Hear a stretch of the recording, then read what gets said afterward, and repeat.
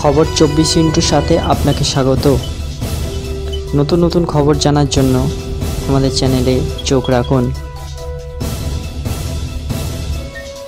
মঙ্গলবারও অতি ভয়ানক দিল্লির বাতাসের গুণমান সূচক প্রায় 500 ছুঁই। সকাল থেকে ধোঁয়াশার চাদরে ঢেকে রয়েছে রাজধানী দিল্লি এবং সংলগ্ন এলাকা। কমেছে দৃশ্যমানতাও।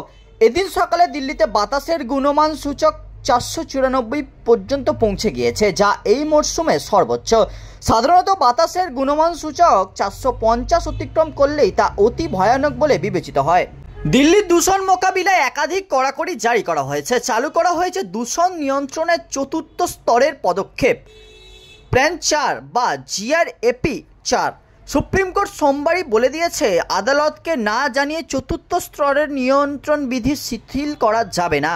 দূষণ মোকাবিলায় দিল্লির সরকার সর্বোচ্চ নিয়ন্ত্রণ বিধি জারি করেছে সোমবার থেকে। তারপরেও উন্নত হয়নি বাতাসের গুণমান, বরং আরও ভয়ানক পর্যায়ে পৌঁছেছে সেই বাতাসের গুণমান। মঙ্গলবার সকালে রাজধানী ও সংলগ্ন আনন্দ বিহার, অশোক বিহার, ধ্যানচাঁদ স্টেডিয়াম, জাহাঙ্গীরপুর সহ বেশিরভাগ পর্যবেক্ষণ কেন্দ্র বাতাসের গুণমান সূচক প্রায় 500 অতিক্রম করে গিয়েছে।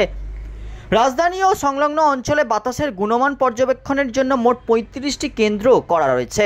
তার মধ্যে বাতাসের গুণমান সূচক সবচেয়ে কম ছিল দ্বারকায়, সেখানে 480, কিন্তু সেটিও অতি ভয়ঙ্কর পর্যায়ের উপরেই রয়েছে। বাতাসের গুণমান সূচক 0 থেকে 50-এর মধ্যে হলে তা ভালো বলে ধরে নেওয়া যায়।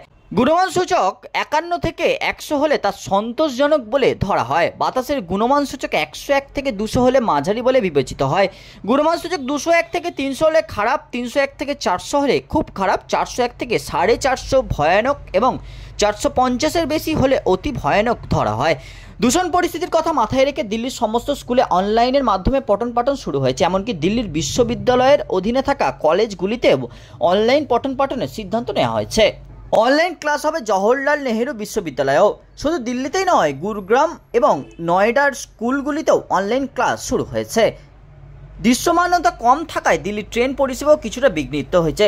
অনেক ট্রেনই দেরিতে চলছে। সংবাদ সংস্থা ANI সূত্রে খবর, অন্তত 22টি ট্রেন দেরিতে চলছে এবং 9টি ট্রেন বাতিল করা হয়েছে। দৃশ্যমানতা কম থাকার জন্য আংশিক ব্যাহত হয়েছে বিমান পরিষেবাও। ইন্ডিগো উড়ান সংস্থা সমাজ মাধ্যমে জানিয়েছে, দিল্লি, অমৃতসর এবং চণ্ডীগড়ে বিমান দেরিতে চলার সম্ভাবনা রয়েছে। ব্যুরো রিপোর্ট, খবর 24/7।